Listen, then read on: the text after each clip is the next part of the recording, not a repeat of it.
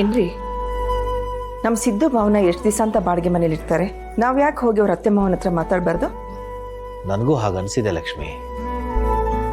ಆದರೆ ಈಗ ಸಮಯ ಸರಿ ಇಲ್ಲ, ಒಂದು 2 ದಿನ ಕಳೀಲಿರು. ಏನ್ರಿ ಹೀಗೆ ಹೇಳ್ತಿದ್ದೀರಾ? ಇವಾಗ ಮಾತಾಡಿಲ್ಲ ಅಂದ್ರೆ ಇನ್ಯಾವಾಗ ಮಾತಾಡೋದು? ನಮ್ಮ ಬೀಗರಿಗೆ ನಮ್ಮ ಭಾವನ ಮೇಲೆ ಕೋಪ ಇರ್ಬೋದು, ಆದರೆ ಅಳಿಯನ ಮೇಲೆ ಕೋಪ ಇಲ್ಲ. ಮುಂದಿನ ವಾರಸ್ದಾರ ಇವರೇ ಅಂತ ತುಂಬ ಹೆಮ್ಮೆಯಿಂದ ಬೀಗರು ಹೇಳ್ಕೊತಾ ಇದ್ರು. ಆದರೆ ಈಗ ನೋಡಿದ್ರೆ ಅಳಿಯಂದ್ರು ಮನೆ ಬಿಟ್ಟು ಆಚೆ ಬಂದಿದ್ದಾರೆ. ಆದರೂ ಸಹ ಬೀಗರ ಮನೆಯವರು ಯಾರನ್ನು ಮನೆಗೆ ಬನ್ನಿ ಅಂತ ಕರೆದಿಲ್ಲ. ಏನರ್ಥ? ಅಳಿಯಂದ್ರ ಮೇಲೂ ಕೋಪ ಬಂದಿದೆ ಅಂತ ಅರ್ಥ. ಇಂಥ ಸಂದರ್ಭದಲ್ಲಿ ನಾವು ಬೀಗರ ಮನೆಗೆ ಹೋಗಿ ಇಬ್ಬರನ್ನು ಮನೆಗೆ ಸೇರಿಸ್ಕೊಳ್ಳಿ ಅಂತ ಅಂದರೆ ಆ ಕೋಪ ಎಲ್ಲ ನಮ್ಮ ಮೇಲೆ ಬರುತ್ತೆ, ಅವಮಾನ ಮಾಡ್ತಾರೆ. ಈ ವಿಷಯ ಸಿದ್ದು ಅವ್ರಿಗೆ ಭಾವನಿಗೆ ಗೊತ್ತಾದರೆ ಇನ್ನೆಲ್ಲಿ ತಾರಕಕ್ಕೆ ಹೋಗುತ್ತೋ ಅಂತ ನಾನು ಕಾಯ್ತಾ ಇದ್ದೆ. ಅದಕ್ಕೆ ಒಂದು 2 ದಿನ ಕಳೀಲಿ, ಸರಿಯಾದ ಸಮಯ ನೋಡ್ಕೊಂಡು ಹೋಗಿ ನಾವೇ ಮಾತಾಡ್ಬಾರ. ಇಷ್ಟಕ್ಕೂ ನಮ್ಮ ಭಾವನ ಮೇಲೆ ಅವ್ರಿಗೆ ಯಾಕೆ ಇಷ್ಟೊಂದು ಕೋಪ ಅಂತ ತಪ್ಪು ನಮ್ಮ ಭಾವನ ಏನು ಮಾಡಿರ್ಬೋದು? ಅಂತಸ್ತು ಲಕ್ಷ್ಮಿ, ಅಂತಸ್ತು. ನಮ್ಮ ಭಾವನ ಅವ್ರ ಮನೆಗೆ ತಕ್ಕವಳಲ್ಲ ಅಂತ. ಅವ್ರಿಗೆ ತಮ್ಮ ಮಗನಿಗೆ ಅವ್ರ ಅಂತಸ್ತಿಗೆ ಅನುಸಾರವಾದಂಥ ಸೊಸೆ ತರಬೇಕು ಅಂತ ತುಂಬ ಆಸೆ ಇಟ್ಕೊಂಡಿದ್ರು. ಆದರೆ ಅಳಿಯಂದ್ರು ನಮ್ಮ ಭಾವನನ್ನು ಇಷ್ಟಪಟ್ಟರು, ನಮ್ಮ ಮಗಳನ್ನ ಪ್ರೀತಿಸಿ ಹಠ ಮಾಡಿ ಮದುವೆ ಮಾಡಿಕೊಂಡ್ರು. ಆ ಕೋಪನ ಮಗನ ಮೇಲೆ ತೋರ್ಸೋಕ್ಕಾಗಲ್ಲ, ಸೊಸೆ ಮೇಲೆ ತೋರಿಸ್ತಾ ಇದ್ದಾರೆ. ಇಷ್ಟೇ. ಇದಕ್ಕೆಲ್ಲ ಕಾಲನೇ ಉತ್ತರ ಕೊಡಬೇಕು ಲಕ್ಷ್ಮಿ, ಕಾಲನೇ ಉತ್ತರ ಕೊಡಬೇಕು. ಅತ್ತೆ ಅತ್ತೆ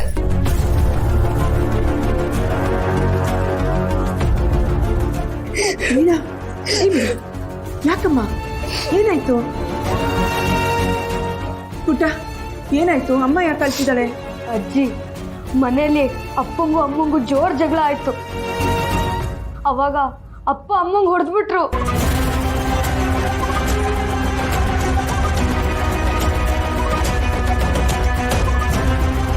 ಅದಕ್ಕೆ ಅಮ್ಮ ಬ್ಯಾಗ್ ತಗೊಂಡು ಹತ್ಕೊಂಡು ನನ್ನನ್ನು ಇಲ್ಲಿ ಕರ್ಕೊಂಡ್ಬಂದ್ರು.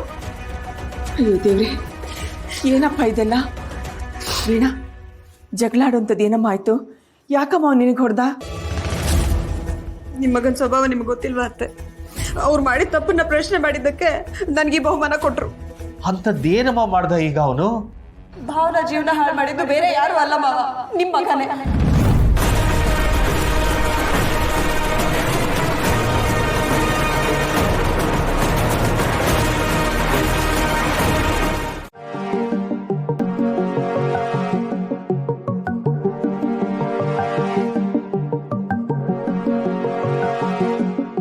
ಬೇಬಿ ನೋಡು, ಇಂಥ ಟೈಮಲ್ಲಿ ನೀನು ಟೆನ್ಷನ್ ಮಾಡಿಕೊಂಡ್ರೆ ಚೆನ್ನಾಗಿರಲ್ಲ. ಕೂಲಾಗಿರು ಪ್ಲೀಸ್.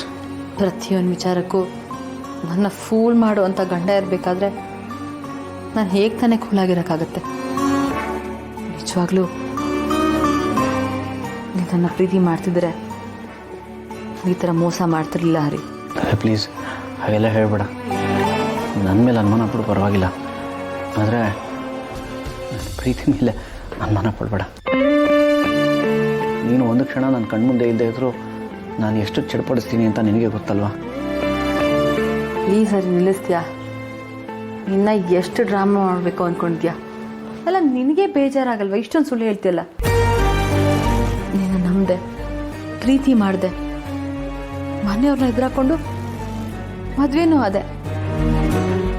ಜೀವನದಲ್ಲಿ ಜವಾಬ್ದಾರಿ ತಗೊಳ್ತೀಯ, ದುಡಿತೀಯ, ಅದಕ್ಕೂ ಅದೇನೋ ಬಿಸ್ನೆಸ್ ಶುರು ಮಾಡ್ತೀನಿ ಅಂದೆ. ಆಯಿತು, ಇನ್ವೆಸ್ಟ್ಮೆಂಟು ಮಾಡಿದೆ. ಆ ಬಿಸ್ನೆಸ್ 3 ತಿಂಗಳು ಮುಚ್ಚೋಯ್ತು.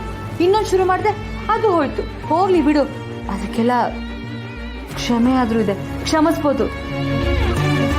ಒಂದು ಹೆಣ್ಣು ಜೀವನನ, ಅದು ಸ್ವಂತ ಅಕ್ಕನ ಜೀವನ ಹಾಳು ಮಾಡೋಕ್ಕೆ ಹೆಂಗಾದ್ರೂ ಮನ್ಸು ಬಂತು ಹರಿ? ಸ್ವಂತ ಅಣ್ಣ ತಮ್ಮ ದುಡ್ಡಾಸೆಗೋಸ್ಕರ ಈ ಥರ ಎಲ್ಲ ಮಾಡ್ತಾರ? ಹರಿ, ನೀನೇನಾದರೂ ನಿಮ್ಮ ಅಣ್ಣನ ಜೊತೆ ಕೈ ಜೋಡಿಸಿದ್ಯಾ ಅಂತ ಮನೇಲಿ ಗೊತ್ತಾದರೆ ನಿನ್ನ ಸಿಚುಯೇಷನ್ ಏನಾಗುತ್ತೆ ಅಂತ ಯೋಚನೆ ಮಾಡಿದ್ಯಾ? ಹಾಗೆಲ್ಲ ಏನೂ ಮಾಡೋಕ್ಕೆ ಹೋಗ್ಬಿಡಮ್ಮ. ಏನೋ ಕೆಲಸ ಇಲ್ಲದಿದ್ರು ನಿನ್ನ ಜೊತೆ ನನ್ನ ಸಾಕ್ತಿದ್ದಾರೆ. ಆಮೇಲೆ ಅದಕ್ಕೂ ಕಲ್ಲು ಬೀಳುತ್ತಷ್ಟೆ. ಇದೇ ನನಗೆ ಇಷ್ಟ ಆಗಲ್ಲ. ಕಟ್ಕೊಂಡು ಗಂಡ ಕಷ್ಟ ಆದ್ರೂ ಪರವಾಗಿಲ್ಲ, ಹೆಂಡ್ತಿನ ಸಾಕ್ತೀನಿ ಅಂತ ಹೇಳಬೇಕು. ಆದರೆ ನೀನು ಮಗಳು ಇಷ್ಟಪಟ್ಟಿದ್ದಾಳಂತ ಒಂದೇ ಒಂದು ಕಾರಣಕ್ಕೆ ನಿನ್ನ ಅಳಿಯ ಅಂತ ಒಪ್ಕೊಂಡಿರೋದು.